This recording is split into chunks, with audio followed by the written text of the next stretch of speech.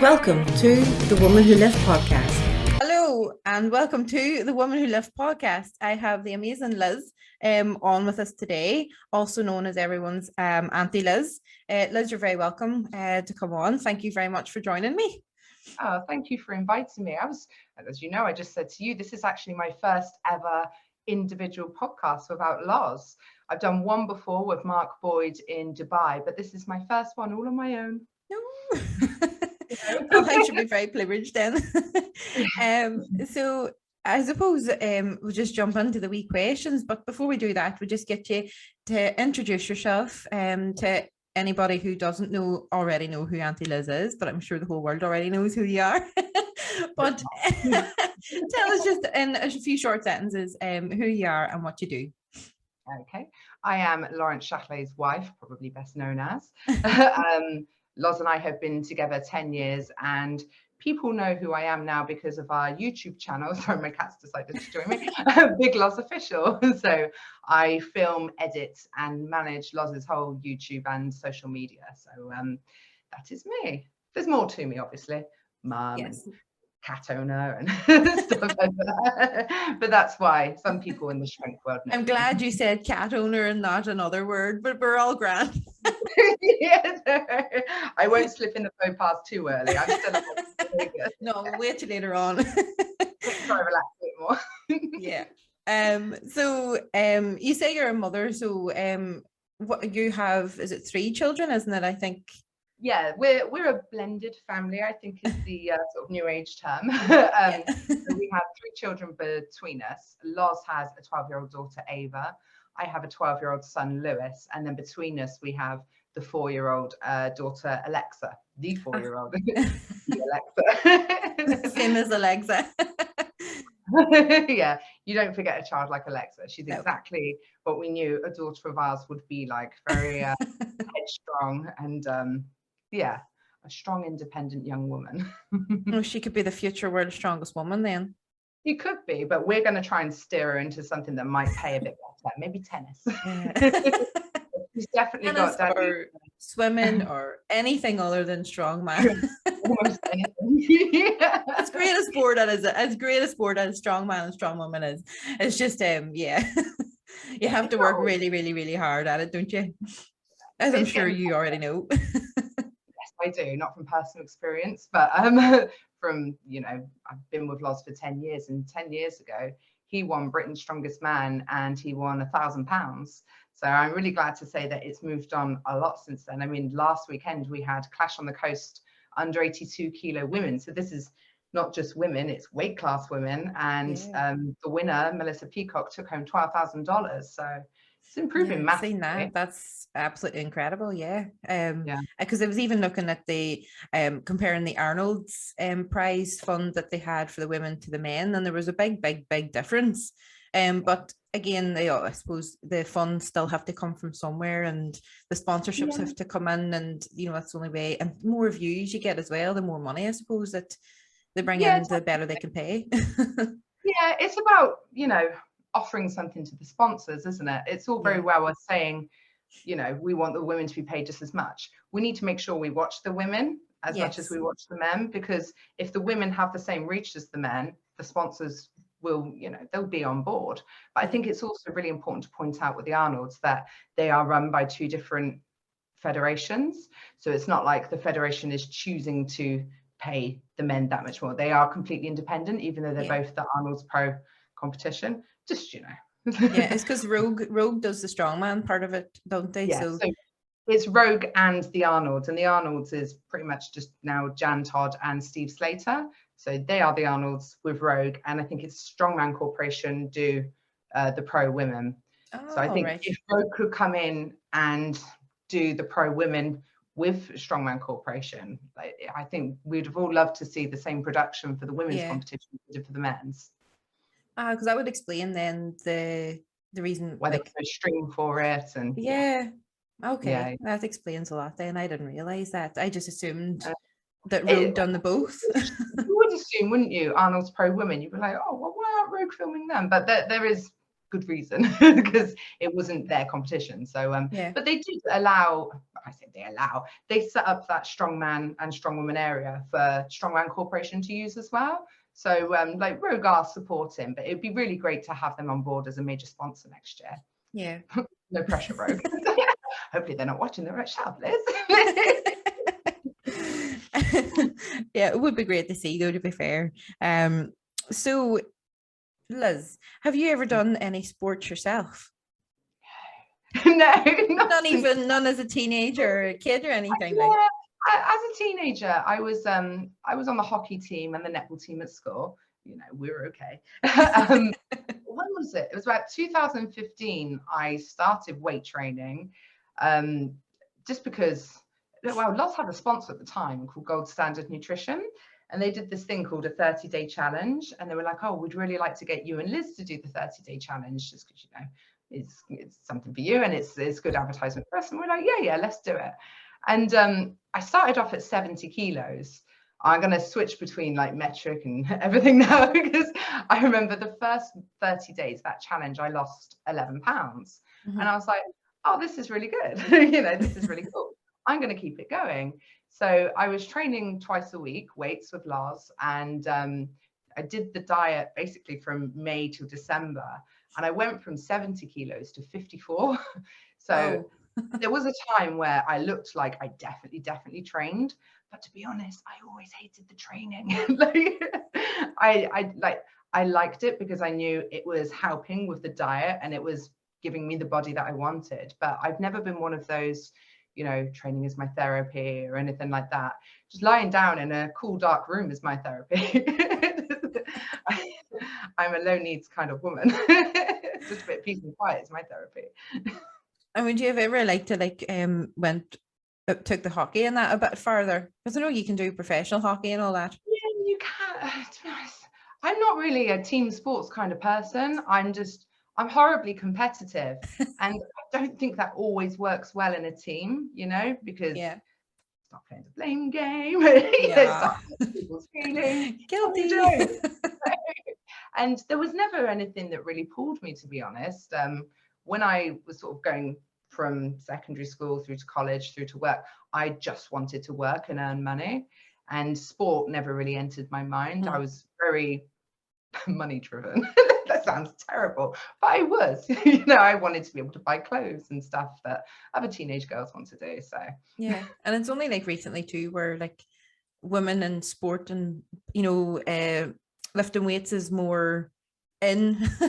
Like even whenever, like even going back like 10 years ago for me, it wasn't the to-do thing for like I was always told, oh, you don't want to be lifting weights, you're going to get big, you don't want to get big, you want to be small. So it's even getting out of that mind frame now too, which is, it's good. It's a healthier way of going, I suppose, for especially young ones coming in now when they're looking so much at Instagram and Facebook and that. Yeah. I'm so grateful we didn't have social media there. I mean, Facebook was just starting as I was a young adult in my early 20s-ish. I'm so glad I didn't have to deal with all that as a teenager, because God knows it's hard enough, isn't it? Without being seemingly perfect. I mean, we had, you know, we had the magazine covers, which was all quite a bit bigger back then, but it wasn't so in your face as it is now. No. So I do feel sorry for the younger generation. And the photoshopping and like the Kim Kardashian bodies. So easy to do, you know, you just need free apps on your phones will do it. It's sad, really, isn't it? Yeah. I can go from looking a size 20 to a size 8 in the matter of like 3 flicks. No, it's not good, is it? I kind of wish like they could just take it all away and we all just accept we look a little bit rougher. You know? I think it's healthier in the long run, you know. You don't want to bump into someone in person. Like I always say, some people, you know, if they weren't missing and you had to use their social media pictures, you'd never find them. Unrecognizable. Have you never been tempted then to like compete, like even to try strongwoman? Have you ever tried it? No, apart from the time you done, there was a video of you and Andrea before the Arnolds. Apart from that time, I think you tried, was it a sandbag or? Oh God, we do it as a joke, but yeah, I've never seriously tried strongwoman. Like Loz got me to do a bit of event training back when I did train, like some tire flipping and a little bit of farmer's walk and just stuff just to keep it interesting for me, because he knew how much I hated it all. And just a break from bloody squats, because he had me all the live long day. But I those aren't really my genetic gifts, to be honest. I didn't, you know, it's not like, oh, but I really enjoy this, so I'll just do it as a hobby, because I didn't really enjoy it.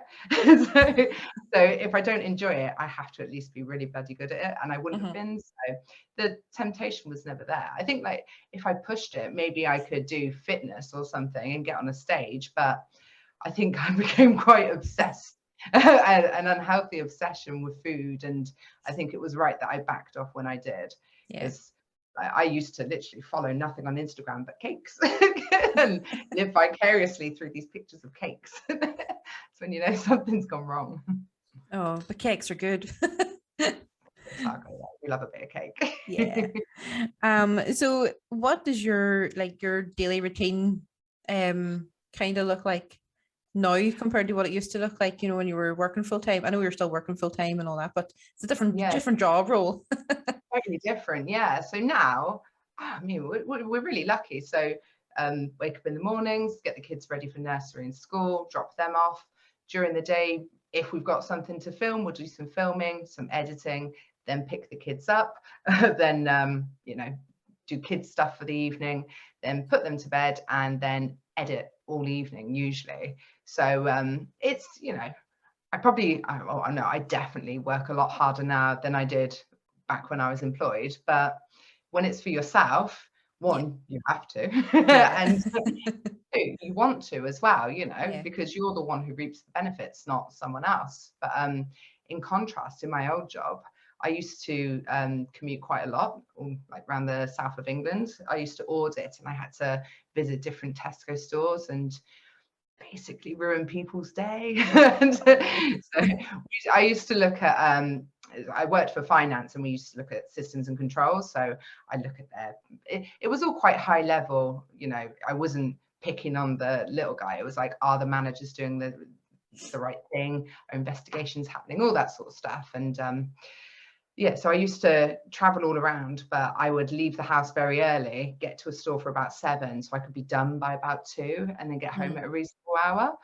And then in the evening, I mean, our lives were different then. We're just like, should we start a series? Like, we were quite lazy in comparison. And like Loz would then train in the evening, because he was sort of the stay-at-home dad. Yeah, so it's quite different. But I mean, now me and Loz are together all the time. Like, he's not here right now, which is weird. He's on his way though. He was supposed to stay away tonight because he had a photo shoot today, and he's up north in England, but he's homesick, so he's driving home now. Oh, he just misses you, really. He's not homesick. He just, well, homesick is, but you know what I mean. He misses you. If he's so used to, like, whenever we closed our own business, we done house clearances and antiques, and we closed it there at Christmas for no other reason than, like, my husband, he's back doing his master's, and we were constantly with each other, because I'm agency nurse, so I could pick and choose when I wanted to work. But when you're constantly with somebody, you really do, like, when you're not with them, you're like, this is weird. Something's not right. Yeah. I think it's healthy to have a bit of time apart. Like, we're not, even though we're both there, we're not like this all day, you know. Like, he's working, I'm working. I think it could be probably a bit overbearing otherwise, but we're so lucky we get to work together, travel together, and, you know, just be at home for the children together as well. I do feel like, you know, people say, how do you do it? But everyone has to do it, don't they? We're all juggling everything, and I don't think we're anything special. I think we're probably quite lucky, to be honest.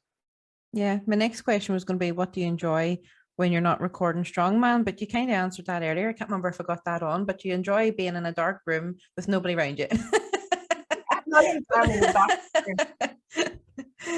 Is there anything else you do, like you do in your, you know, your days off? Do you really give yourself a day off? No. I think about this sometimes. Think, do I have hobbies? I don't have any hobbies. I used to love reading, but I don't have much time for that anymore. So I listen to audiobooks instead, like when I'm in the car, or when I'm getting ready in the mornings, or cleaning, that sort of thing. my favorite thing to do when we're not working is take the kids somewhere and do something fun with them. Just last week we took them to Alton Towers for 2 days, and we just like spending time with the kids, but preferably out of the house, so the house is tidy and not coming home to bedlam. So yeah, taking the kids out is always fun. I was going to ask how you and Laws. Actually, no, you didn't actually tell me how you and Laws actually did meet. I know you're together for 10 years and you have, the children and that, but yeah, how did you meet? How did you come across him? Or how did he find you? Wow, it was actually Lewis and Ava found each other. So Right. it was really weird because I'd never been to this place before. It was it's a tiny little petting farm, just about 10 miles away from where I live. And I took my son there one day. He was 2 years old, and it was a school day in the middle of the day. And I went there and there was literally no one there. So we were like just doing the animals. And then inside there was this little field with a play park. Yeah. And it was quite a cute little park, and he was running around like a loon, and I sat on a bench. And then he started playing with this little girl, and it turned out that little girl was Loz's little girl. And yeah, they were playing together, and we started chatting, added each other on Facebook, and then the rest is history.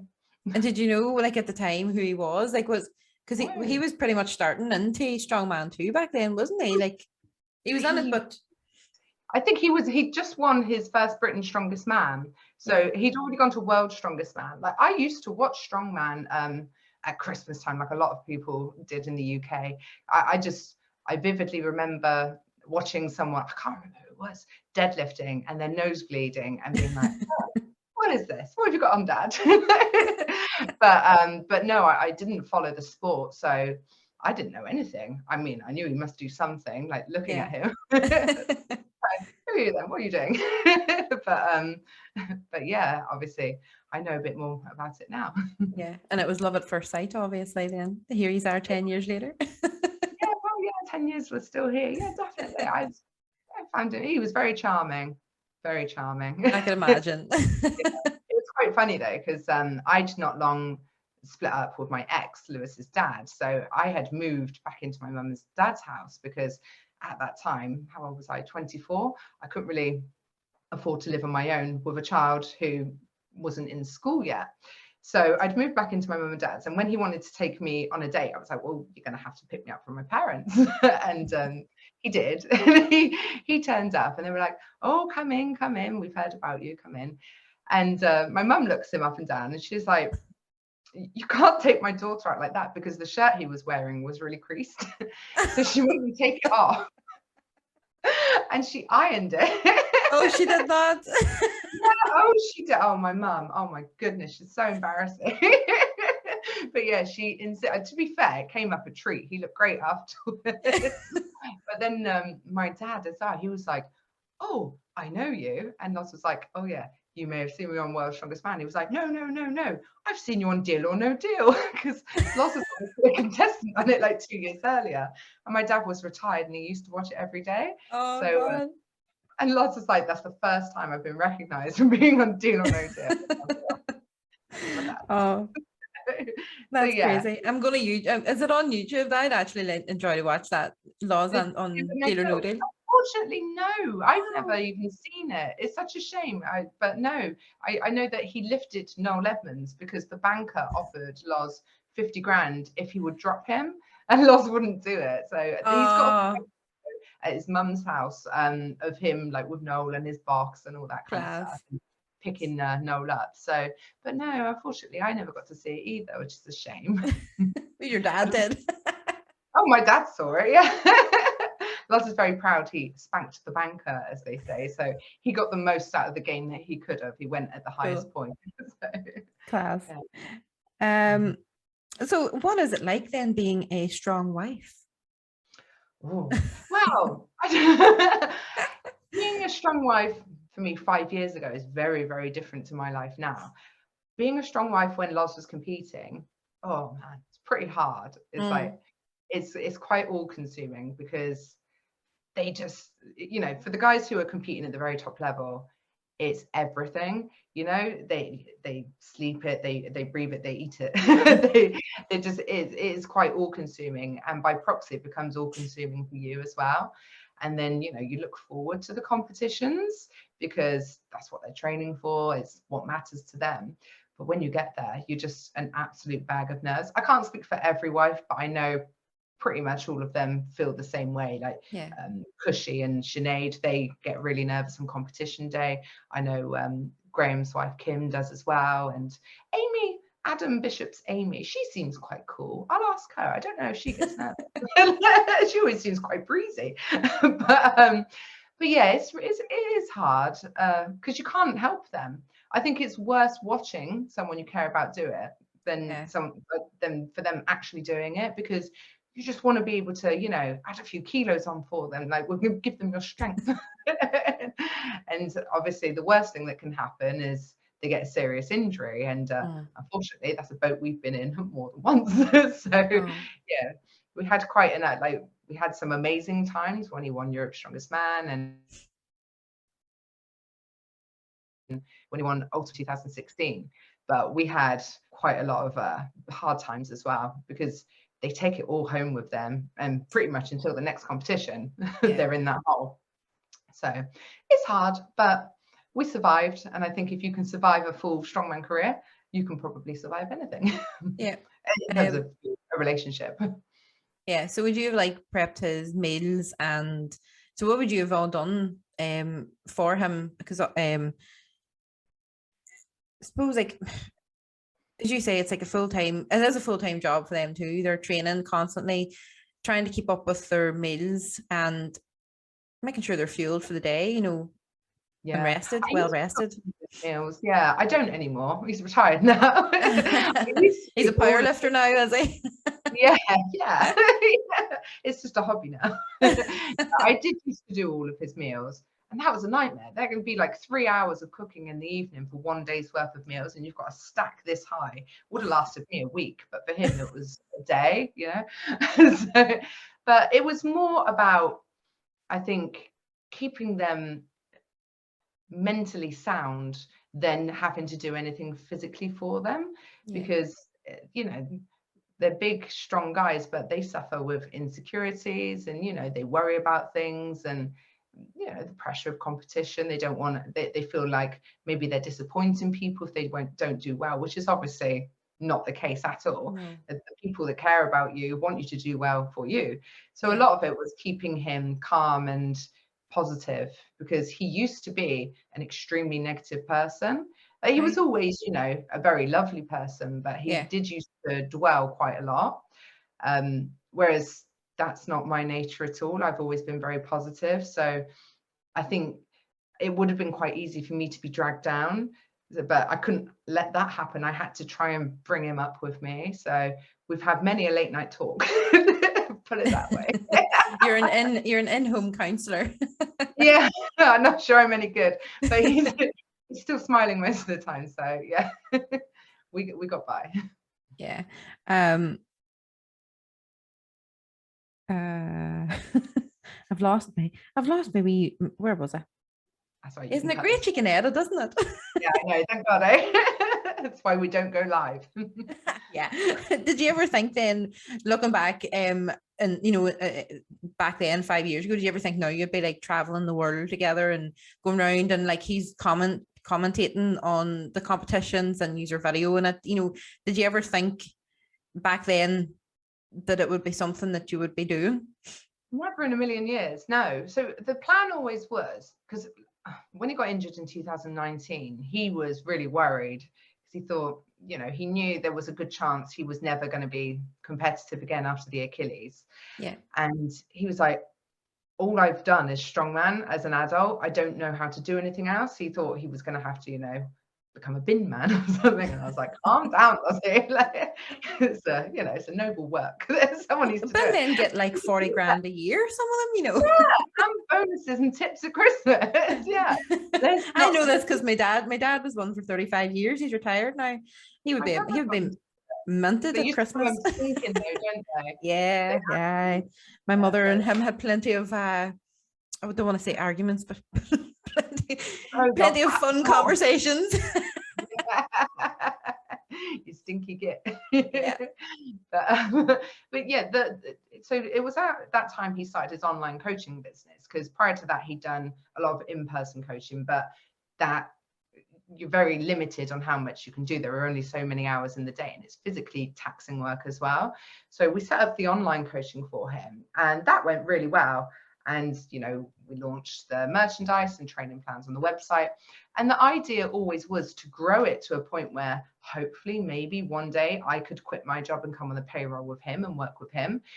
Didn't know what sort of capacity I would be working in, because I absolutely would not be able to coach anyone because I don't know what I'm doing. But with the YouTube stuff, it was the first, because he had his YouTube for a while. It started in 2016, and it was a friend of his, Will, who set it up. He's like, you need to be on YouTube, you know, you can make serious money out of YouTube, do this, do this. And he used to help Loz, but, you know, he works, Loz was a full-time strongman. He didn't care about that sort of stuff. So it was maybe one video a month, which for most people is never going to grow a decent sized channel. And I remember actually at one point, Will came around, he was like, oh, we're monetized now. We've got enough money in the YouTube account to buy a cup of coffee. And we were like, oh, yeah, never really thought of it as something that, you know, yeah, making money. And he had me in a couple of videos in 2019. I hated it. I was like, oh, Loz, this is awful. And like watching it back, I was like, oh my God, that's my phone voice. I'm like, hello, hello. But then in 2020, obviously COVID hit. And in the first lockdown, when, what was it? It was when Thor was going to go for his 501 kilo deadlift. I was like, oh, we should do a video about it. Like, there's literally nothing for people to watch strongman wise. So, you know, that lift might end up being really popular. So we made a video and it got something like 80,000 views. And we were like, oh, you know, maybe there's something to this. And he was like, we should try and push it. Let's do a video about the history of the strongman deadlift. Did that. That also did well. And we're like, because, you know, we're in lockdown. Like, well, we all had plenty of time to do. Yeah, let's start making more videos then. And yeah, you know, it took off. It took off the most when World's Strongest Man happened in 2020. It was very closed doors that year. So we're all like desperate, chomping at the bit for results, like thrashing the F5 key to update the spreadsheet. And, you know, we thought it doesn't replace watching the live show, obviously, watching two people talk about it. It's pretty pants, to be honest, but it's a place to go to talk about it. It's a community. So then this year we introduced, or last year, 2021, we started doing the lives in the evening as well. So we could really talk to people, and we were waiting for results. And that was actually fun. You know, yeah, it was good crack. Yeah, it's like, because if you don't have, like, most people, their circle of friends aren't also into strongman, you know, it's still quite a niche sport in the grand scheme of things. So it's not like everyone's watching the football, for example. So it's a place to go. But yeah, when like everything opened up last year and we were able to start going to competitions again, like the behind the scenes stuff and everything I was filming, it was kind of, I was being a bit cheeky really, because I was just like, oh, just film a little bit of this, a little bit of that, you know, with no permission. But the promoters, thank God, like bless them, the promoters have been so receptive to working with us. Obviously Loz in his capacity as a commentator, but also with us and allowing us to take some content as well, as they're like, well, you know, you're talking about our competitions, because we have like a link to sell tickets, so it's a trackable link. They know we're selling tickets to competitions. They're like, no, you're doing like the PR work for us, you're hyping things, so yeah, please come, like, you know, do your thing, don't steal the show, but do your thing as well. And, you know, it's become a bit of a thing that, you know, people look forward to and expect now. They want to see what happened behind on the day as well. So it's really cool. Like, I know who doesn't want to travel around and film things for a living, you know? Come on. Yeah, totally. You've inspired me to go and do it. So that's what I'm doing at the weekend, with haven't a clue what I'm doing, but I'm taking the camera anyway. I had no idea. Like when we first started filming, I was literally filming on my iPhone. Then I remembered that I had a camera with like a thick layer of dust on that I hadn't touched for years. I was like, oh, let's try this. Then I went, but that was terrible. Then we went through a stage of me buying and rejecting really bad microphones. So we just had a patch of terrible sound. And it's, you know, it's a learning process. Like I realized the other day, I've self-diagnosed myself with imposter syndrome, because when I'm at competitions with my big fancy looking camera and everything, I do feel like a bit of an imposter because, you know, I'm like, I don't know what I'm doing. I guess I kind of do now, and I probably don't give myself enough credit. But, you know, when people have been doing it for 10, 20 years and they're trained in it and they make a living out of it, you know, you do feel a bit like a bit silly sometimes. But I guess the benefit that I've always had is that I had those relationships with the athletes anyway, because me and Loz had already been involved with the sport for such a long time, which makes it much easier. Like, oh, mate, will you talk to me, please? Rather than asking a stranger. Sorry, the cat's back. She's all right. Is it a girl or boy? It's a girl, Nala. She's you won't usually see her down here when Loz is around, because she's scared of pretty much everyone but me. She's twice abandoned rescue cat. We got her from the Blue Cross, and she imprinted on me immediately. Just, yeah, she never leaves me. I always think you definitely have to rescue animals. With our chocolate lab's a rescue, and she's the same. She's not quite fond of men, particularly bald men, and of course my husband's bald, so she likes him obviously, but just if he moves on edge, but she loves me. Inside, you know, when he gets up, she feels the shift in the floor and the furniture and stuff like that. She's like, what's happening? She's on alert. But no, she's a lovely cat. So yeah, we talked about you working full time and changing over. What actually made you change over? We didn't talk about that, change over from working in Tesco's doing your finance. Yeah, wow. So I loved my job. I always thought I had a great job, and Loz was always adamant that one day he wanted both of us working for ourselves. And like I said, I had no idea what capacity that would be in.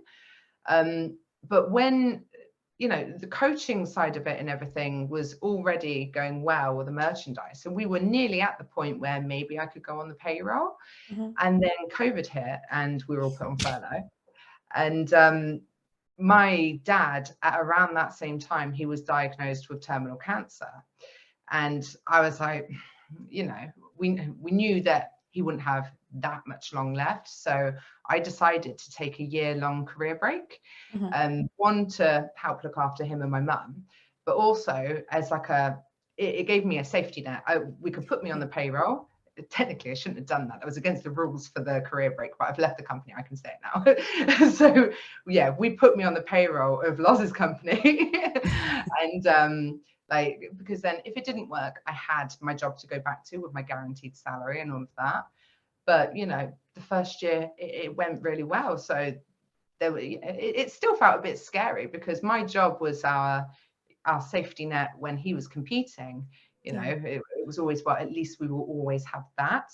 But yeah, so it felt like a lot to give up, because I thought, you know, if this all falls through, what would I do? You know, will I ever get another job as good as the one that I had? But, you know, it's a risk versus reward, isn't it? And we took the risk, and it's so far, touch wood, 2 years in, it's been paying off so far. That's all you could wish for, really. Like, I thought definitely. Though, I took a career break in mines at one stage way back, but maybe it's different with the NHS, but in part of mines was I could work agency and I could be self-employed, but I just couldn't join. I couldn't work as a nurse, as a nurse anywhere else, but I could work self-employed. See, ours, the contract was quite flimsy looking. It was like, you cannot use this time to try out another job somewhere else. But yeah, Loz's company is a limited company, so I wouldn't have even been, so I was employed by him. So yeah, it probably broke all the rules. But like I said, I'm sure you're not there now anyway. That's too late. This is going on to strong woman. I know you do mostly strongman, but you've got, you know, you have more experience in that end than most people anyway, so it's still very relevant. But where do you see strong woman going in the future from now? Because obviously it's getting more popular, there's more people coming into it, and it is getting more recognized. Yeah, definitely. I mean, hopefully in the same direction as the men's. I mean, the men's, it's still growing, probably slower than we'd all like, but if the women could just match the men, how incredible would that be? And the weight classes too. I think, you know, when we upload the videos of the strong women, we don't get as many views as we would for a strongman competition. But the people that do watch it, we get a lot of comments. Thank you so much for covering it. Thank you, thank you. I think if everyone, like I said earlier, if you make sure you follow the women so they've got that reach, and, you know, support the women and be quite vocal about it, let the sponsors know, you know, make it another Rauno situation, Rauno at World, you know, like let's make the women popular too.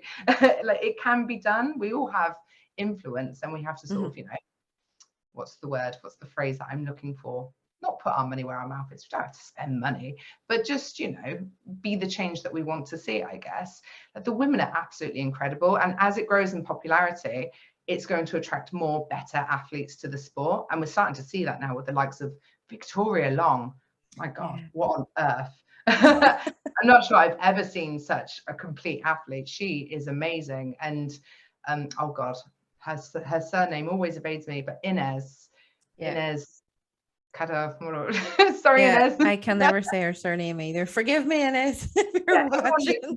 And she just won the Amateur Arnold's, and I absolutely cannot wait to see her next year against She is a machine. Did you see that log lift yes, that she done? Was it yesterday? Yeah, absolutely demolished the world record in training.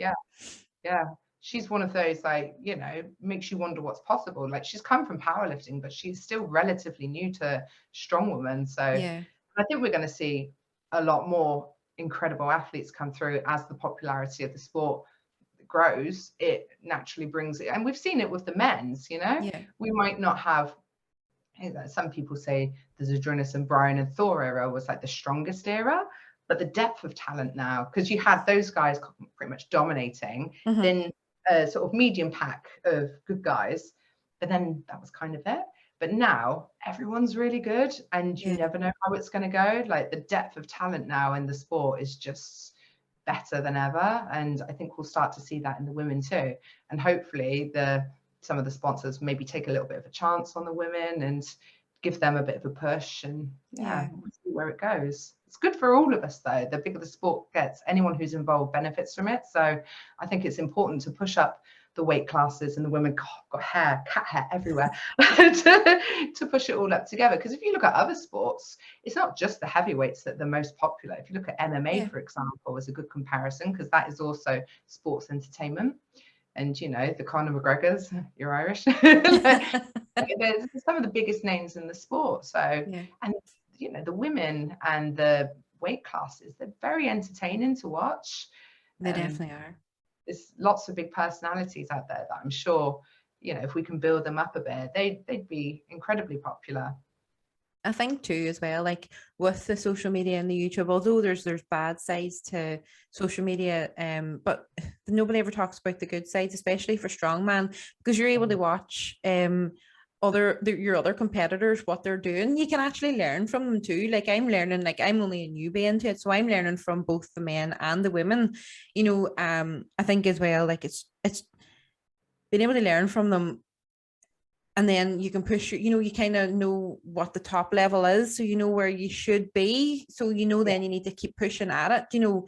And like the likes of Andrea and Annabelle, Donna, especially Annabelle and Donna, like, they've been around for donkeys, for me anyway. They've been around for donkeys, so being able to learn from them is absolutely fantastic, you know. And Andrea needs her own YouTube channel. You must get her talking into that. She is one of my favorite people to film, because she is hilarious. She is so good crack. And if someone can be both funny and seriously impressive at what they do, they're just like the perfect person. I would have Andrea like move in if we had the space, just so she could be in more videos of us. She is so funny. But in addition to being able to sort of see where you're at and stuff, it's like, it gives them an opportunity in terms of reach and making money and everything else. Like, you know, the more people that are following them, the bigger the influence they have. And, you know, the athletes can push the sport and propel the sport forward themselves just by influence. I hate influencers and all that sort of terminology because it's got a lot of bad connotations, but it's not all bad. Like you said. So quite a lot of people were asking a few wee questions to put up earlier, and one of the questions was, before you do a YouTube video, do you have a plan of what you're going to do and follow? Yeah, pretty much. It's usually quite a flexible plan. So we'll say, right, and it depends, you know, it depends on the topic. If someone's done something impressive, say, right, we're going to shoot a video. Here's a couple of bullet points. Let's just try and cover this. So make sure we get the facts right. And, you know, just think about in my head how I want to do it. Am I going to use any B-roll, for example? And at what point is that going to come in? Basic stuff like that. For some of the videos that we used to make, like the top 10s and everything, my God, they would take me weeks, literally weeks. And a lot of planning had to go into it. Like, so for those ones, I used to do all of the research. I used to write the script for Loz. Then we'd film the voiceover into Final Cut Pro. And then I'd add in all the B-roll and the music and everything afterwards. But it used to take me such a long time. Like, we don't do as many of those anymore just because it's such a time commitment. And like, some of them have done really well. We did one 45 greatest holy beep moments in strongman. That's had over 2 million views, which makes it feel like, oh, that was really worth my time. But then I've done some that have had like 5,000 views, and you're like, you know, it's cost me in time because I didn't make anything from it. So, you know, it's not all money, but it can be a bit soul destroying if you put your heart and soul into it and no one gets to see it. You're like, you've got to have pretty thick skin to work on YouTube. Oh, definitely. And so, like, how do you promote yourselves? Like, obviously most people know who you are, but how do you promote yourself then to get the more views, like, to people who don't know who you are, or, you know, that are interested in strongman but, you know, don't really know where to find you? To be honest, we actually don't. We're quite reliant on the algorithms to work in our favor. I've done a lot of research on the algorithms and how to build a channel and everything like that.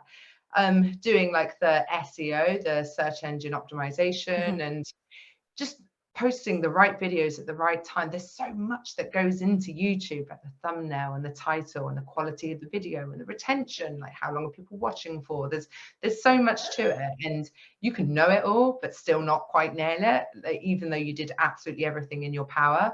I mean, just like, there are some athletes out there that are great and they have quite big social media followings, but not on YouTube, because it's so much harder to build a following on YouTube than it is on Instagram, for example, where people can just share you and tag you and all this sort of stuff. Like, you don't have that on YouTube, so it is a lot harder, and we don't pay for advertising.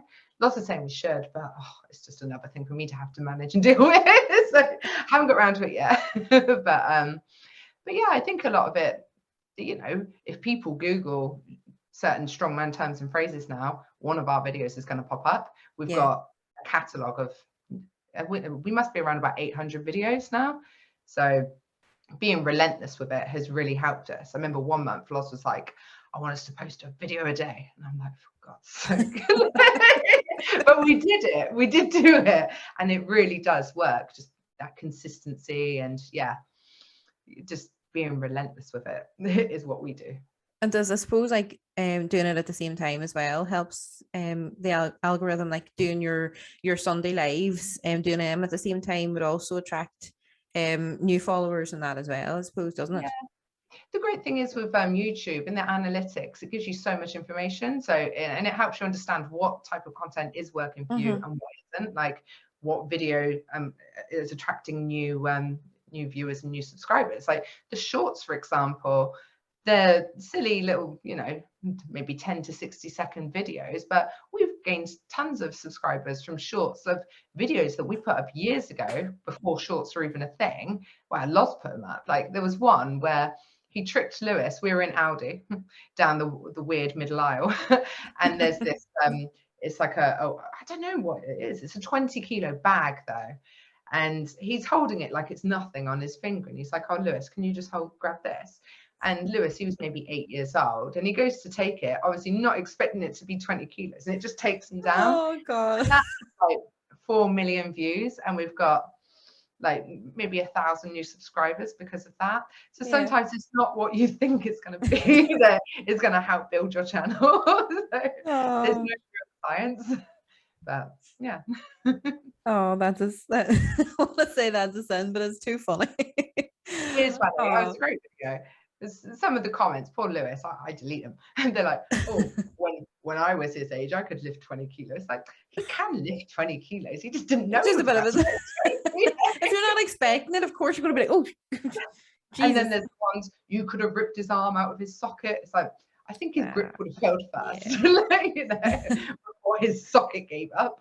But yeah. Some people are over dramatic though sometimes when it comes to some comments. Like you're go on ahead, finish, because this what I'm going to say is I'm quite dramatic sometimes, but I never feel compelled to comment on people's things in a dramatic way.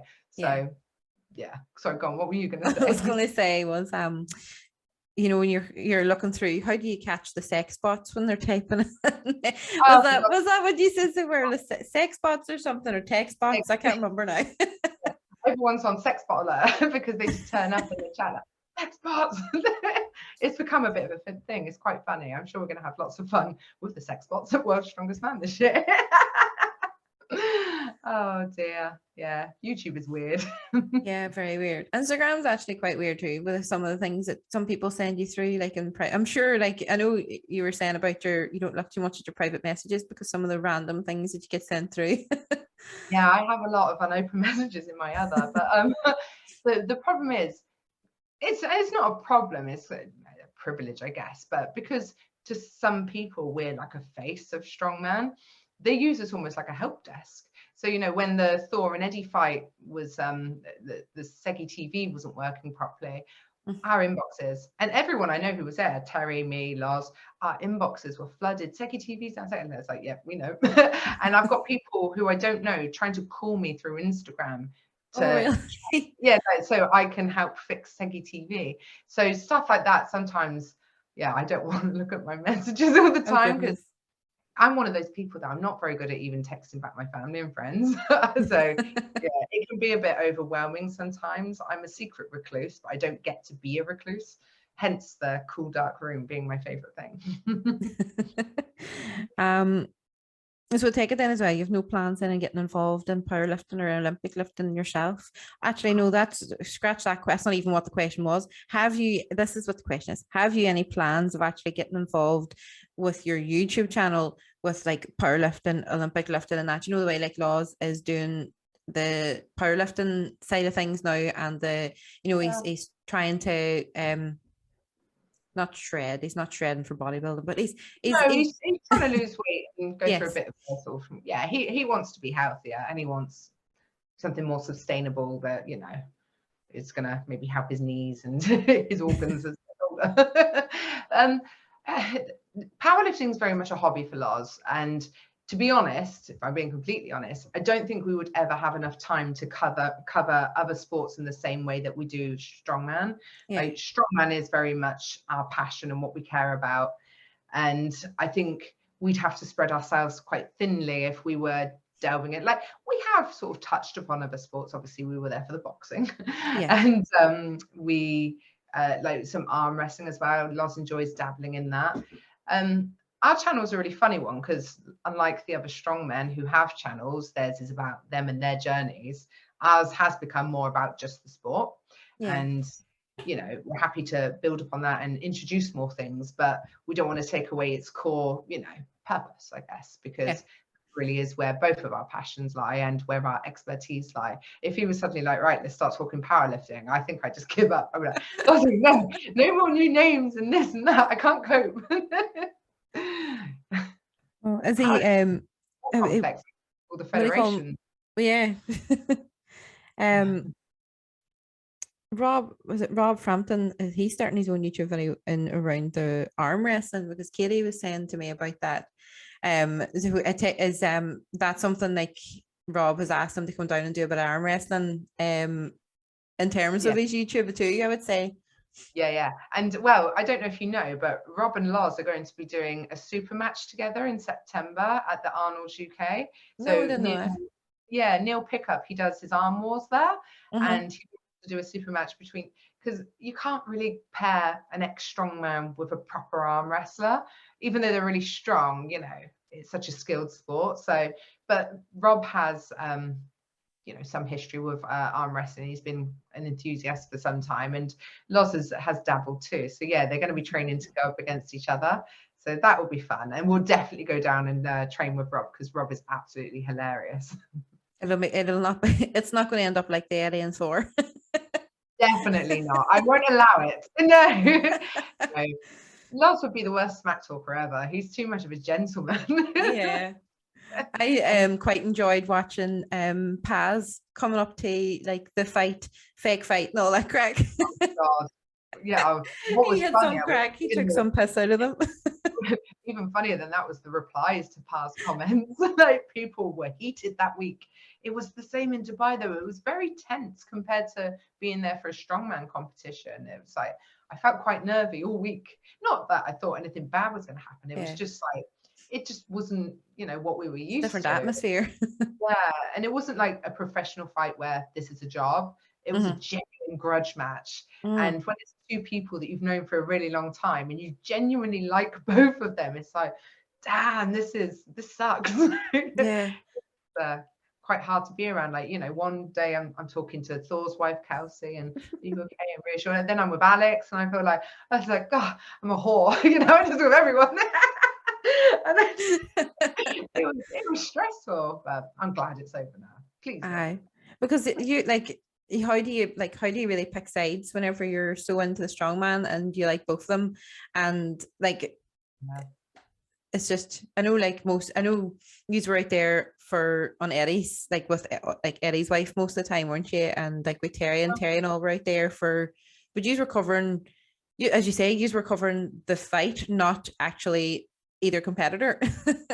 Yeah, it was weird, our role out there, because Loz was doing the commentary, so that was the main reason that we were out there. And when we first got there, Thor was one of the first people we saw, actually, and we saw Kelsey. She flew from the same airport as us, so we'd spent some time with them chatting and all that. But Eddie, he stayed in a different hotel with his team, but his wife Alex was in the same hotel as us. And when I saw her, she was like, I can't believe I'm in Thor's hotel. And I was like, don't worry. I said, no one's going to say anything. You're fine. You've got friends here. You'll be okay. So like, we spent a decent amount of time with Alex, but we didn't really see Eddie other than when he came to the hotel for the press conference and at the actual fight itself. So yeah, it was a bit funny. It was hard to get balanced content in that respect because Thor's people were there more. But then I was like, got to balance it out by being with Alex. And it was just a really weird week, if I'm honest. I'm glad I don't cover boxing in general. Oh, hi, where did the Aunty Liz come from? Oh, that's Loz's fault. Was it? So this was around sort of summer 2020. He was like, this was when he wanted to make videos every day. And I was like, but what the hell? What are we going to film? Because there's no competitions happening. It's like, maybe like we could just touch upon a topic and I'll talk about this, and, you know, talk about a topic and make a full video out of maybe a question or something. And he came up with the whole Uncle Loz thing because he was like, it was just a bit of a piss take of himself because, you know, like an uncle, he's got stories to share and he's been there and done that and all that sort of thing. Yeah. And then he was like, oh, you'll have to be Aunty Liz. I was like, I bloody will not. But he said it on the channel and everyone was like, yeah, you definitely have to make that a thing. Definitely. Yeah, she's Aunty Liz now. And it's stuck. And now it's so weird. Like, I go to competitions and there are these massive men with like tattooed faces going, Aunty Liz. Oh, hello, young nephew. It's such a weird dynamic. I feel it's very aging. Oh, you know, it's fine. It is what it is, isn't it? It's but I suppose so. It's a brand. I don't know where that was going. Yeah, it's a brand. That's what it is. It's a brand. It's something. Yeah, you have to have these little things, you know, and that's our thing, Aunty Liz and Uncle Loz. Have you got your own t-shirt, your own merchandise and all out yet? I haven't yet, no, because I still don't know what to put on them. Because, I mean, I could have something really generic like I can't cope, because that's basically all I say during World's Strongest Man Week, because I can't. But yeah, I'm not sure if something like that is worthy of a full range of merchandise or t-shirts, or no, I'm still not sure. I need to work with a designer, I think, to come up with something. I don't think my face should be on a t-shirt. I think that would be really weird because I'm not an athlete. My role in the sport is quite unique. You know, I'm not an athlete. I'm no longer even a wife, really, as in a wag, as they call it, or swag in strongman Yes. wise. Yeah. So yeah, maybe like I'm not fussed about having merchandise. Loz is all about that stuff, but we'll see. You have your mugs though, anyway. You have the tea mugs. Yes, tea time with Loz. Get yours at www.laurenchahlaei.co.uk. Yeah, no, I like the mugs as well. Although it's quite funny, we got them printed and then literally a week later I dyed my hair a different colour. Oops. I suppose you could like in merchandise, like rather than like t-shirts, like you could do like homeware kind of like your own merch, but make it your own kind of thing too. You know, like it doesn't have to be, you can still be strongman-y, but it can still be, you know, for your female viewers as well as your male viewers. The opportunities are endless. Like right now, we just do t-shirts, signed photos, personalized videos like Cameo and that sort of stuff, and training plans. So there's look. I mean, you could keep name and branding on pretty much anything these days, but yeah, we don't like. We want to just sell. We would rather sell less good stuff, you know, than tons of junk. Yeah. And have what's his name on it, because it's, you know, what's this trash or like it's, yeah. We don't want to be just in the back of someone's drawer, I guess. Oh, this cat, she's, you know what just popped into my head, you know, whenever we're watching, like, you know, in the winter evenings when we're watching the Liz and Laws show, I call it the Liz and Laws show, a nice big blanket with the two of your faces on it, and you just wrap up around it, and you nearly feel that you're actually in the room with you. Yeah, that's quite a good idea. Yeah. And also one thing I thought about, but I think it would just end up way too expensive. You know those Snugsies? Yeah. You can have like a teddy bear version of someone. I just love, but they cost like £30 each. So, you know, for us to, and I haven't been able to find someone that does them like at trade prices or you know, what's the word, wholesale. I haven't found a company that does that. So yeah, like we'd have to sell them for like, you know, 35, 40, and it's quite expensive for the You'd nearly have to go like to China or somewhere like that to actually get, if you know, to get the better price. And you'd sometimes want to use somebody local too, whenever you're, you know, away all the COVID and stuff, you'd rather use somebody local and keep somebody in business too, I suppose, wouldn't you? Yeah, with our t-shirts we use a local printing company and they're great, and we just drive and pick them up, which is lovely. So it's nice for them, obviously, support local business. But yeah, I'm gonna have to think a bit harder about that. But I do like your blankets idea. I think that a fleece blanket, that's something that could probably quite easily be done. Like your style. There you go. Say that again. It's been a valuable podcast. People will have to let us know in the comments. Would you buy a blanket? A novelty blanket with mine and Loz's face on. A novelty blanket with your novelty tea mug.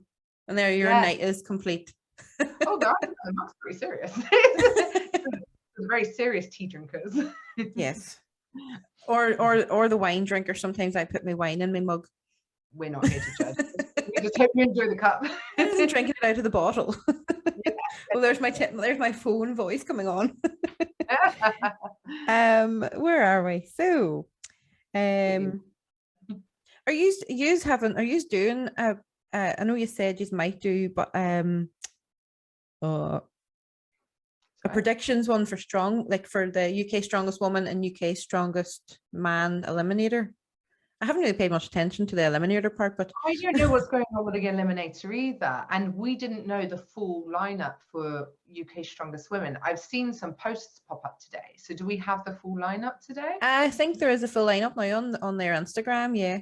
Cool. Yeah. I think there's 2 from Ireland, 3 from Wales, 2 or 3 from Scotland, and then the rest are from England. That's cool. That's a really nice mix, isn't it? Yeah, we'll definitely do one for the UK Strongest Women. Don't really know what's going on with this eliminator thing, to be honest. No, I'm not too sure either. No, it's like for some competitions, because they've got the social media down, like Giants Live and World's Strongest Man, it's easy to do predictions because the information's just there when you need it. Yeah. Others, it's like, I mean, Strongman, we are always asked, why don't you do more videos about Strongman Champions League? And it's like, well, what would we say? A competition happened. This is the podium. We don't know anything else. You know, there's no real substance to what we'd be saying. So yeah, if all promoters could push hard, because you know people want that information, like their channels will grow definitely. Definitely. We will do one for the women because we know a few of the women. I know Sam's doing it, isn't she? Sam from Wales. Sam. Are you doing it as well? Sue isn't. No. I don't even think Sue done the qualifier. I can't remember. Probably not. Sue competes as a master, doesn't she? Yeah. If not, yeah. Is Ella doing that? Who? Ella? Is it Ella? The Irish lady? You're gonna have to cut this out. Oh, Aisha. Is that who you're Aisha Ella. Ella. That's her surname. That's her surname. I'll cut that bit out. Do it. Right. That's what would have been written on a shirt. Aisha Ella. Annabelle's doing it. I know Annabelle's doing it. I saw that. But Aisha's not doing it now. I don't know why she's not doing it. I don't know if it's because she had an injury from Worlds, didn't she? And I don't know if it's maybe playing up or not. But Gemma Moore from here and Sarah Reynolds. I think she's from here but lives in England, or she's Irish anyway. I think so. Yeah, it's confusing when that happens, isn't it? Hold on. Do a whole family tree. Yeah, every year we get wise pirate Brits. It's like, just stop, shut up. It's nothing to do with me. Or the topic at the minute is why was Europe's held in England? we're not it's like, you know, Brexit. We're not in the EU. Float away. But, I think Annabelle, Lucy, Rebecca, Izzy, Tate, Kay. I'm not even sure what Kay's surname is, but Kay, she's from Scotland. Donna.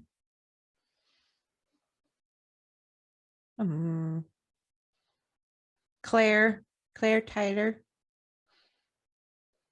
Who am I missing? Sam? Did I say Sam?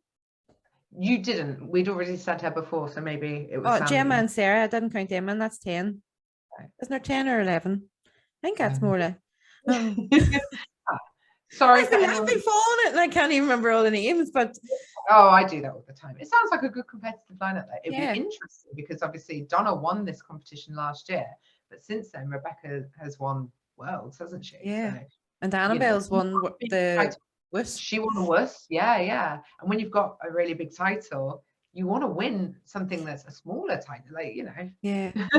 But I think Rebecca's her husband or partner, he wasn't well, so I don't know. She was saying, you know, training's been good, but it's, you know, she's just not sure how it's going to pan out. And Annabelle's injured. Donna's went down in weight category.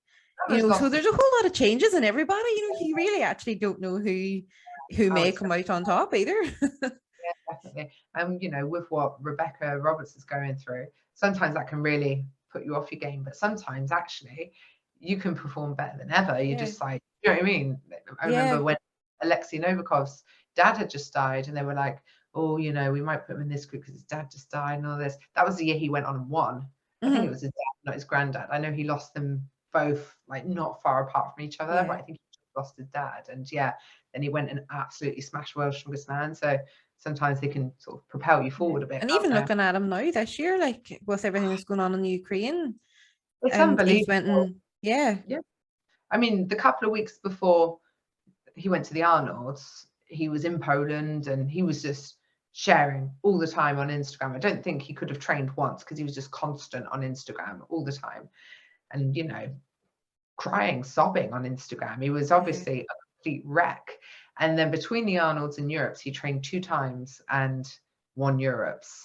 So he's training more regularly now. He's sharing videos more regularly. I think things have started to calm down in his area a bit. So, yeah, like the events for World's Strongest Man, which we can talk about now because they just came out today. You know, and this won't even be going out for another few weeks yet, so definitely all he right then. The World's Strongest Man by the time this goes out. the events don't really suit him that well necessarily, but you just never, like, you should never count out Novikov. He's such an incredible athlete. He's one of those, he finds a way. He's very smart. Yeah. And Brian Shaw's doing Worlds this year too. I didn't realize he was doing it because of, obviously, he's building his own gym, and he just hasn't been in the scene for a wee while. So I just didn't think he would have been competing. Yeah, Brian, that's one constant he always does well. So he hasn't missed one yet since he first did it in 2008. And he's always won his group as well since 2009, I think. He's always won his group at World's Strongest Man. So he came second last year. Like, the events, they're not bad for Brian. Like, especially, I mean, Brian 4 or 5 years ago, you'd say, yeah, these are really good events. Obviously, he's got a bit older. He's had a couple of injuries since then, but he came second last year. So no one could say he's not, he's not a serious contender. So very interested. But more than anything, I think I'm really interested to see the return of Martins. Yeah. That'll be some fight between him and Tom. Yeah, definitely. I mean, technically, I think the events probably on paper maybe suit Tom a little bit better.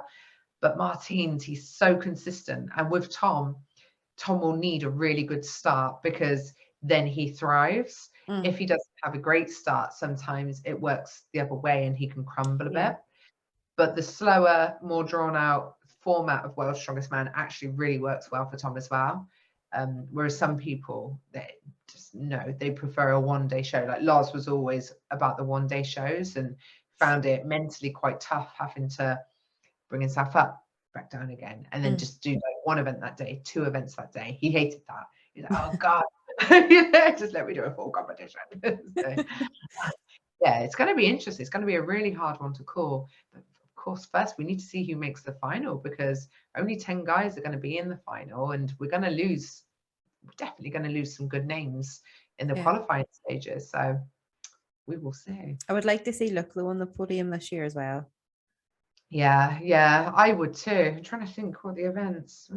Deadlift for reps. See, that hurts Luke a little bit. He could do really well on the medley. You'd expect him to do well overhead.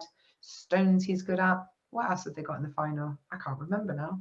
We did an announcement just tonight. Oh God, what else is in the final? Oh, I can't even remember. No. The problem with Luke, is just there's other athletes like him, like Martins, 1 or 2 really big strengths and then fairly consistent. Luke's disadvantage is he has the weakness in the deadlift. Like, it didn't really hurt him at Europe's because it was a ladder and it was more about speed between the on and off the bar. Like, they were all capable of those weights. But in the final at Worlds, it's for reps. And I think it's an axle as well, which it could cost him. But I would like to see Luke. Like, Luke's such a good guy, and he's such a good brother to Tom as well. Like, he is. You wouldn't believe. It's just, bless him. We all love Luke. Yeah, I know. Like, we only see what they want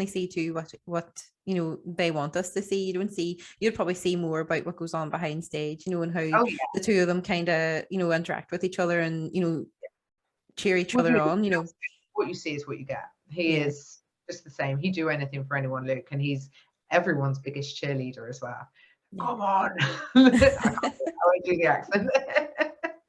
Yeah, I'm not good at a Scottish accent either, and theirs is even harder because it's a Scottish accent, but it's like because it's closer to the Highlands. yeah, it's even more difficult. It's just this really manly, deep. I'm not even going to attempt it. The next question. Oh, what have you got planned then for the rest of 2022 in relation to all the strongman stuff? So, World's Strongest Man is like the one competition we're not going to this year. Yeah, they did invite us. They were like, oh, are you coming? Do you want to come? And we're like, we'd already planned out our year, and you can, Worlds is one of the longest ones, so you can only do so much and be away from home so much. So we're like, oh, not this year. We'll come next year instead, because we just want to do what we're doing, to be honest. Like, talking about it. So we'll be at Worlds in a hotel room talking about it probably. But so we're not going to Worlds. We are going to all of the Giants lives for the rest of the year. So off the top of my head, there's the Royal Albert Hall, there's Cardiff, Glasgow, and the team one at Liverpool later in the year. I think that's all of them. We are going to be doing a show later in the year, which Loz will commentate, so we'll go to that. If he's invited back to commentate the Rogue Invitational, then we're going to go to that, which is in Texas. And it's just a couple of weeks before OSG, which we'll go to again. So we might bridge that gap by just staying in America and doing some collabing over there for the channel, which would be fun, because all of our trips to America have been really short. And God, it's hard enough, like getting used to the time difference and everything and the horrible long journey. And then when you're only there for like 3 nights, it's a killer. And then, of course, the most important event of the year in June, we're all going to Estonia for Rauno's 40th birthday party. Oh, cool. Yeah. But we're going to be there for about 5 days. He's also got Janasha coming, Kiliashkovsky, Martins, and Ivers. So there's going to be like lots of gym training and, you know, filming together. And then obviously the absolute pinnacle of the week will be Class. Well, surely she get to unwind after a very stressful couple of days training or videoing. I was going to say, I don't train. Although at least for the guys, once the training's done, that's it. I've got to go back and edit it all. So I often, at events like at Clash, my God, I fall asleep editing. I'm sat in the bed editing, and then suddenly I hear, and it's me. And I was like, go to sleep. I go to sleep, and I wake up and I'm like, God, what time is it? And like grab the laptop and I carry on.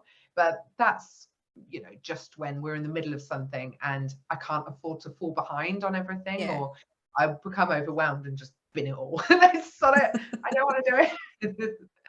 So yeah, it's not always like that. No. And will you be taking the weigh-ins with you for the American trip at the, you know, the OSG? And hopefully, yeah, because we're hoping to do a couple of days of Disney in the middle there as well. And obviously OSG is in Florida. So yeah, we would really like to. And we're planning on taking them to Dubai with us this year as well. So that would be nice. And then we're going to, Loz turns 40 this year.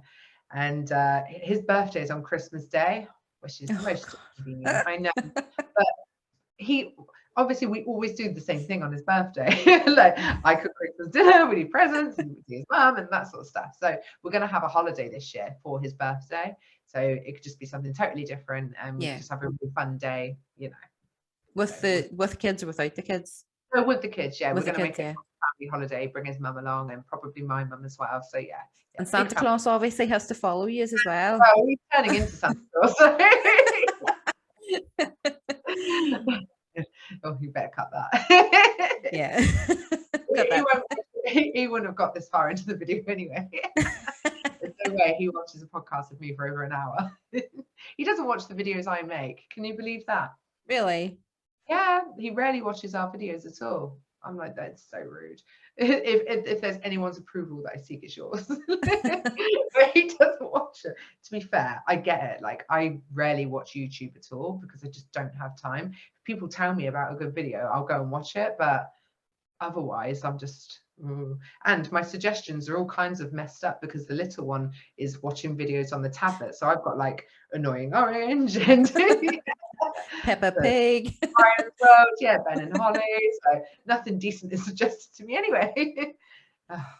The only thing we ever watch is strongman, strong woman, how to do a deadlift properly, how to do a log lift properly, and what do you call your man in West Side Barbell? We watched a lot of him and a lot of elite FTS and some MST systems, not the drug. Yeah, I think that one.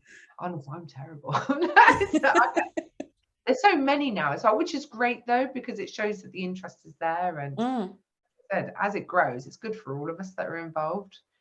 You know, imagine if I'm not deluded into thinking it ever would be, but imagine if overnight strongman suddenly was as popular as MMA or something like that, you know, or football or rugby. Back. Yeah, great. It would be. Who would be, so who, if it was football, who would be David Beckham, Ronaldo and Roy Keane? That would be the question. I'm not much of a football fan. So, look, I know David Beckham. I can start with him. Who would be David Beckham? The golden boy. It would actually be someone like Luke, wouldn't it? Handsome and doesn't do much wrong, but maybe might kick you. Yeah. Luke wouldn't, but Beckham did, didn't he? Do you remember? And he was led on the stomach and flipped his leg up and kicked the other player. Oh yeah. Roy Keane. That's got to be. Who is he? This is the wrong analogy for me. Just no names, but I think is Roy Keane the Irish boy? I don't know. Yeah, Nicole and Liz talk football and they haven't a freaking clue what they're talking about. Have a conversation. This is going horribly. Paul Scholes, he used to play for Man United. He was a good footballer. I only know this because I was watching the Man United stuff with Michael, and that's his name comes up all the time. But I never liked football. I don't like the way it makes people so crazy, you know. Yeah. I understand supporting an athlete, but some people really live and breathe it, and that's fine. That's what makes people happy. I'm not saying it's wrong or judging it, but you know, I just find it weird and hard to be around sometimes in a pub, you know, and it's like, and I'm flipping out. Like, I'm a nervous wreck. Getting away from football. Yeah, it's probably a strongman show. Yeah, that just went off. Yeah. I feel great. Might even edit that part out. Yes, I might have to. We don't want to make ourselves look like we haven't a clue what we're talking about, because we do. No, we're professional women. Yes. So where do we see? Where am I? So going back to we're nearly finished now. You'll be glad to know we're nearly finished. Because it's getting on. Yes. Yes, I've asked that. Who is stronger, Liz or Laws? Physically, obviously Laws. Emotionally, mentally, me. Definitely me. Yeah. And I think he'd agree. He did agree on the poll. He actually did agree on the poll. Yeah. When I voted for you. Liz, it was 100% Liz. Is it still 100%? It still was before before the podcast. It was still 100% you. What would you would you consider doing your own like Aunty Liz talk show? Probably not. No. Probably not. Not after all the things you get on Instagram. Oh, I know. Can you imagine? Like, you know, lots of said about, you could interview the women, and that's fine. Like, I would be happy to do that. What I would hate though was to give the impression that the women weren't worth Loz's time, because do you know what I mean? I think that would feel a little bit icky to me. So like, I would be happy to do something like that, but I would need to work on my interviewing skills, because sometimes at the end of a competition, I'm like, do you mind just talking for 2 minutes? And then I have no idea what I'm going to say. Like, if I can get out a coherent sentence, I've won, because I literally go completely blank. I'm like, So it's definitely a skill I would have to work on. I think it's easier to be asked than it is to ask sometimes. Because I have to, like, I spent 2 hours this morning organizing for your interview, and probably an hour beforehand going through the questions again, writing them down, scoring them out and writing them down, because I don't want them to be like silly questions. I want, you know, I want you to enjoy being on the other side of it as well. And it's asking, and you don't want very short answers either, do you? So it needs to be conversational, but you know, not everyone is built the same. Some people aren't good at interviewing. I've been quite lucky actually so far. Like, so all the girls have been really talkative. I haven't come across anybody who isn't talkative yet. So it's been great. I've literally just asked a question and probably went into a tangent for about a half an hour, and I'm just like, yeah. They run with it. Yeah. That's like kind of what you want though, isn't it, as an interviewer? Yeah. No, mine. Awkward silences or nothing. Oh yeah, no. I couldn't cope. Definitely not. No, I couldn't cope. Somebody asked as well, have you ever thought on doing bodybuilding? God, no. Well, like I said, I got down to 54 kilos and I was lean. I was really lean. But I just think with my life the way that it is, it's not easily sustainable. And I just think I became a bit too obsessed with it. Like I do need to lose a little bit of weight. Right now I don't feel 100% comfortable with my weight.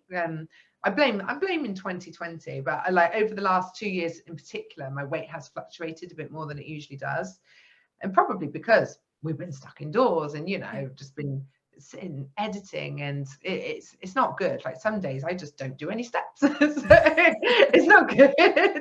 But so yeah, I would like to lose a little bit of weight, but I definitely just want to feel happy in myself. I think like I have a teeny tiny frame, so about 6 and like no muscle, so about 63 kilos is perfect for me. So I'm about 5 to 6 kilos above that right now. So if I could gradually get that off this year, come on, Liz, then I'll be really happy. But bodybuilding, I just don't have the time, inclination, or discipline for it right now, if I'm honest. I used to have an eating disorder like when I was a teenager. So as much I know the amount of hard work and stuff goes into it, but see when I start feeling hungry, I like panic. Yeah. And I went the complete opposite, and then until I found Strongwoman has been a saving grace for me, and I know it's been a saving grace for quite a lot of female and male athletes, and controlling your diet, and understand that a bit more and understand your body. It's been a real, what do you call it, learning curve. It's been great. Oh, have I lost you? Are you there? Oh, sorry, you cut out for a second, but then it all caught up at once. So I got it. But yeah, and when you say about control, and I think that's what worries me, because I don't like the way that dieting down that hard made me feel. I felt quite bitchy, maybe I felt resentful almost to other people, but I almost felt like because I could control this, and because I could have a chicken breast as a meal, how sad is that? But literally a cooked chicken breast as a meal, I felt like I was really in control.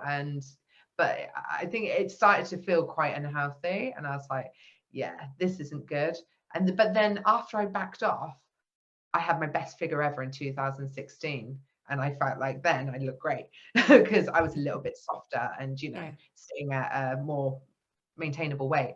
And then I got pregnant in 2017 and I lost the weight really well and really quickly. But then COVID happened and I was just like, oh, I better cook again. We're all so depressed. Do you want to? Because there was one stage like you couldn't even order a takeaway, so you had to do all the cooking in the house. Oh, cooking was something to do though. I was cooking, doing massive midweek roasts, barbecues. I was serving up plates of food so big you needed a party platter to hold it all on. It was shocking. It was so bad. I've never cooked so much. Hopefully no one will again. Yeah. So that concludes all them questions. Now it's the fire questions. Oh God. I can do this. Let's see, right. Your favorite TV program? The Office USA. Your favorite film? Shawshank Redemption. Your favorite band? Linkin Park. Your favorite drink? Coffee. Your favorite meal to eat? Oh, steak. Tea or coffee? Coffee, followed by tea. Yeah. Now, for a woman who has been well traveled these past few years, where is your favorite holiday destination? Oh,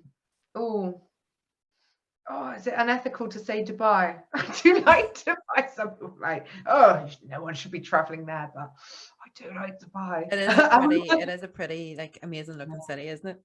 It is. And to be honest, I absolutely love visiting the USA. I love going there. I don't think I could live there, but I love to visit. In fact, I definitely couldn't live there. I would be huge.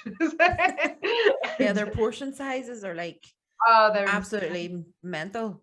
Yeah, crazy. Even their coffees, when you go to, I don't think they have Tim Hortons over there. Maybe they do, probably because it's Canadian. But like a large here is they're small. Yeah, it's so much bigger, isn't it? Like in South Carolina last week, we were there for 5 days. We spent $1,000 on food in 5 days. Whoa. So like some aspects of it, and maybe it's just whereabouts you are, it's quite expensive. Like you have to be quite wealthy. It feels like the cost of living is quite high. I don't know, maybe we just visit expensive places, but yeah, I thought that was excessive. Yeah. Bloody hell. Especially for 5 days. You'd be expecting that to last you like nearly 2 weeks. People. Yeah. Wow, yeah, it's expensive. I was like, shit, could like, feed a family for a month. More. Crazy. Sorry, carry on. Go on. You're all right. So if you had a bucket list, what would the top 3 things be on it? Oh my goodness. Oh, I want to visit every state in America. I want to go to Japan on holiday. I don't think they're letting people in right now, but I want to go on. I've already found my holiday. It costs like tens of thousands, so I can't do it yet. But it's a train ride, basically in this luxury sleeper train through Japan, and you go into the mountains and the geishas and the beaches and the cities and everything. I really want to do that. Last thing on my bucket list. Oh, I don't know. I don't want to do anything wild. Reach 1 million subscribers on YouTube. There you go. What is that now? 118,000. So we're a bit of a way. You're getting there. You're getting there. Way slowly. Are you an early bird or a night owl? Early bird and night owl. Yeah, no, early bird. So you're night owl tonight because I'm keeping you up. I'm just always up. Yeah, just over bed. What's that? Who is your favorite superhero? Oh God. I don't know. Deadpool. Cool. Your go-to fancy dress outfit like for Halloween? An old witch. No, You're not an old witch. Well, do you know what? We rarely dress up.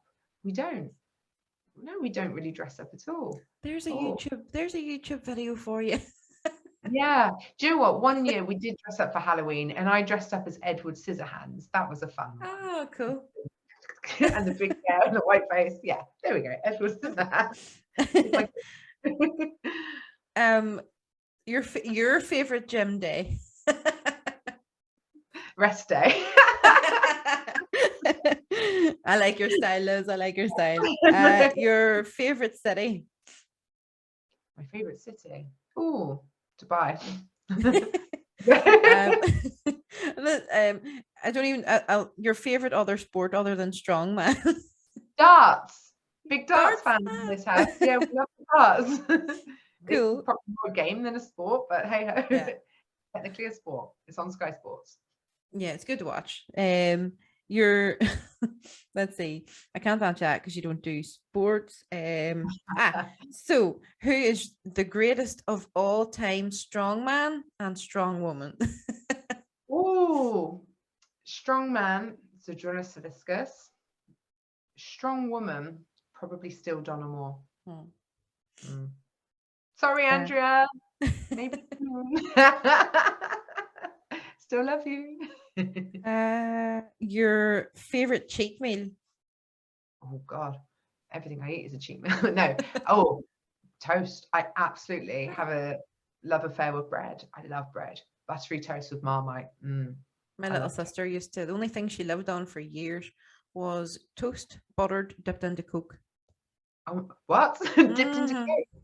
Yeah. My goodness. She lived on that for like all of her toddler years. Couldn't get her to eat nothing else. That. Soggy bread doesn't really cut it, but yeah, I really shouldn't touch bread at all though, because I don't think it agrees with me. But there you go. Toast. The person you most admire? The person I most admire, probably Loz. Soppy as that is, but everything that he's been through, and not just as a strongman career, like he had quite a difficult upbringing as well. So he's like the bounce back king. I think if people knew like everything that he'd been through, they'd be like, wow, how are you such a sound guy, you know? Yeah. But he is. So yeah, Loz. There you go. Cool. Well, you have to make up for it in some way because you didn't put his name down for the favorite of all time strongman. Oh no, you didn't say favorite. You said greatest of all time. Greatest. Oh, did I? Oh well, fair enough. Fair enough. You got away with that one.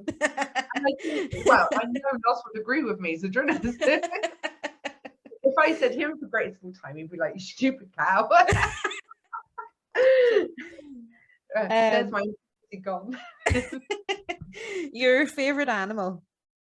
Cats. Your what event do you enjoy watching most?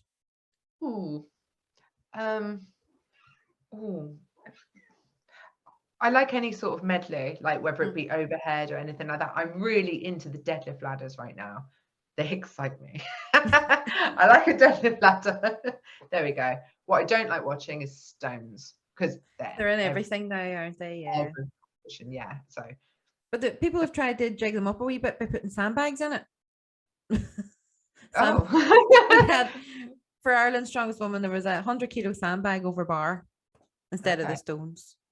Okay, well, it's a bit different. That's fine. Any sort of variation, I appreciate and welcome. Worlds this year, they're going to do a run-in on the stones. I don't know if you used to watch the old World's Strongest Man. They used to have to carry the stone to it. Yes, that's right. Yeah. So they're reintroducing that. But what I really would love them to do, I know they'll never do it because they'll break. I don't know if you remember. They used to be able to just throw the stone, and as long as it hit the barrel, it didn't matter where it ended up.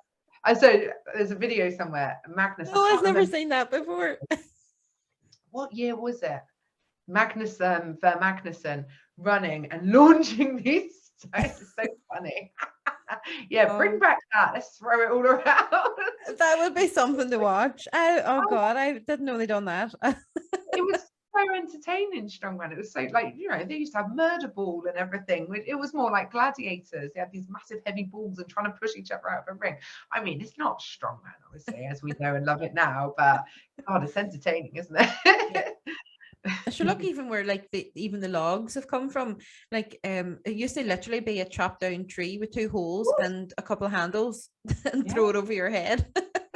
Well, Strongest Man, they literally used the woods there, chopped the trees down, brought them over, carved out the thing, and away they went. Yeah. Twigs and in your eye and everything. Squirrel comes out. Sanded and polished. Oh yeah, now they're perfect. They're balanced, they're beautiful. But back then it was really rustic. I loved it though. It was great. Where were we? So it's favorite season of the year? Spring. And are you a film or a book? Book, but I don't get to read books. So. But still, you get the audio book them. That concludes our little questions today, Liz. Thank you very much for coming on. It has been an absolute pleasure. And I wasn't nervous once, so I hope you weren't nervous during it either. I usually be pure nervous, and then no matter who I'm chatting to. So I'm glad I wasn't. I was able to go through the questions. I don't think I said too much that was stupid. Sometimes my voice carries on and I've started thinking about something else. I'm like, oh God. But I think I kept that to a minimum today. No, you were great. Thank you again. And I'll stop recording. Thank you for listening. Now don't forget to subscribe and ring that wee bell. Ding-ling.